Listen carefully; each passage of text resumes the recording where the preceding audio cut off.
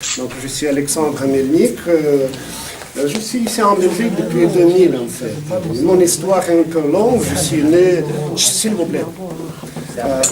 Donc je suis né en Union soviétique. Si vous vous souvenez, il y avait un pays, en une république qui s'appelle aussi la Moldavie. Maintenant c'est Moldova en Moldave. N'étant moldave.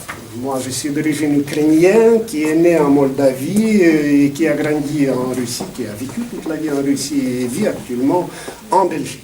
C'est un long parcours. Je suis géodésien selon ma formation, si vous ne savez pas, parce que le mot géodésien fait peur aux gens. Donc, pour retenir, qu'est-ce que c'est que ça? Retenir une chose très simple.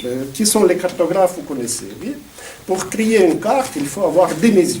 Eh bien, les géodésiens font des mesures nécessaires pour composer la carte.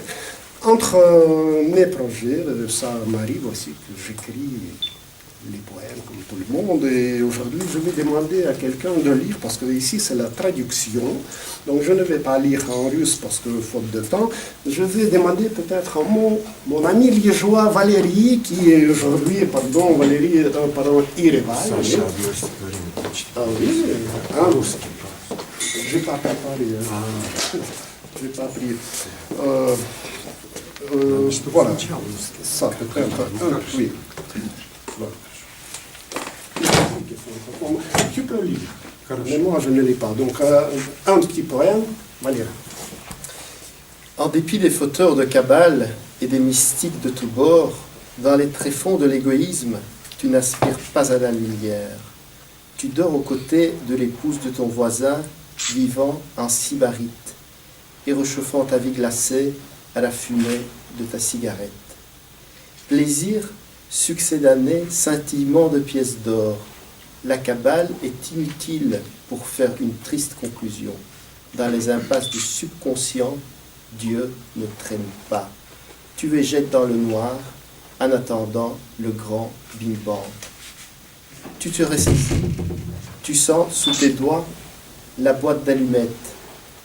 Et à la va-vite, tu arraches des ténèbres ton triste souterrain.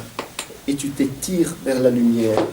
Tu la frôles dans le doigt, avec l'espoir de l'atteindre avant la fin de la semaine. Merci bien, спасибо. Si vous voulez bien, c'est notre tragédie des poètes russes qui habitent je ne dis pas en exil, mais en émigration.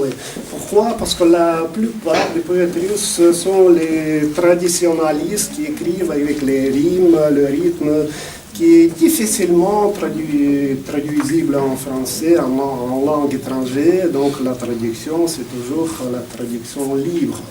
Mais le poète que je vais vous présenter, qui est assis devant vous, Alexandre, oui.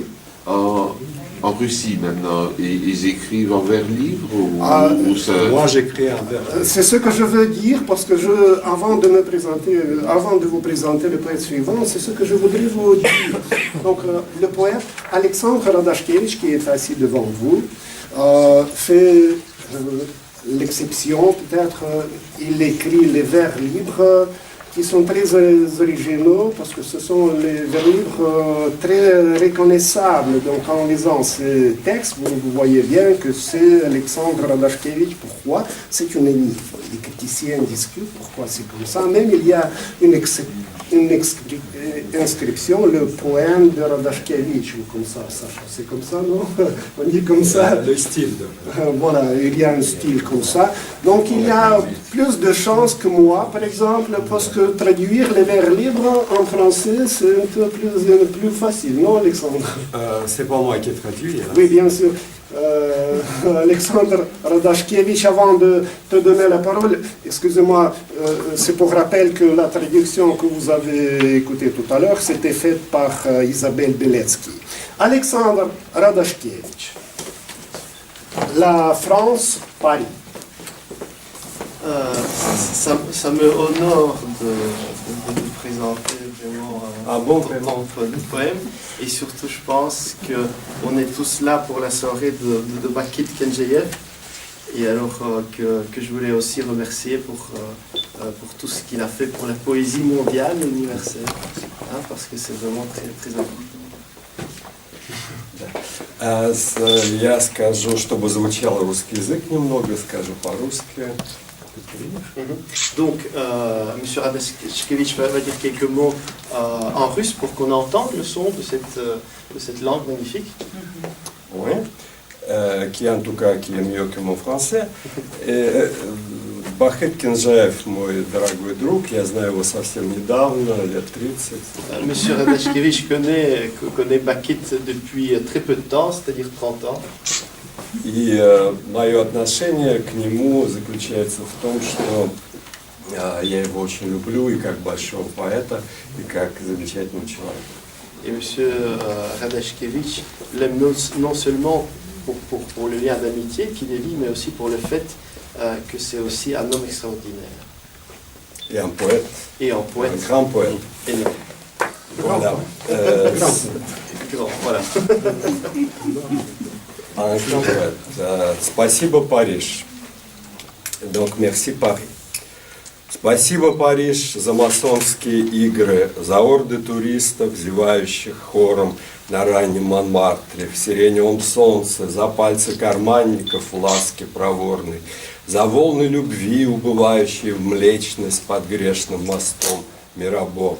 Спасибо за кладбищ, чугунные склоны, в завешенных окнах шик-блеск ресторанов, за блики ликов помидорных у старых пьяниц на скамье, за слезы Пиаф и ухмылку Джаконды, пустыни храмов и торжищ толчею, за тени друзей в непогашенных окнах и поезда в почивший Ленинград, за взгляды любимых в отчалившем взгляде и ласточек над поднебесной мансардой, за узкую тропу взаимных одиночеств и музыку разыгранных разлук, за вздохи двойника, стареющего кротко, бредущего мимо меня, в улыбке видений, во снах недожитых, где больно от вольности кофешантанных и сладко от шквалов бульварной тоски, где кажется то, что не нам отказалось в глядящих в себя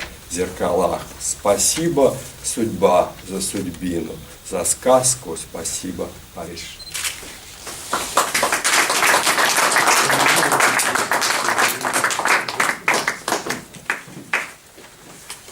Maintenant, on va faire la traduction en français.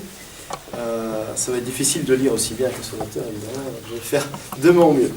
Merci Paris.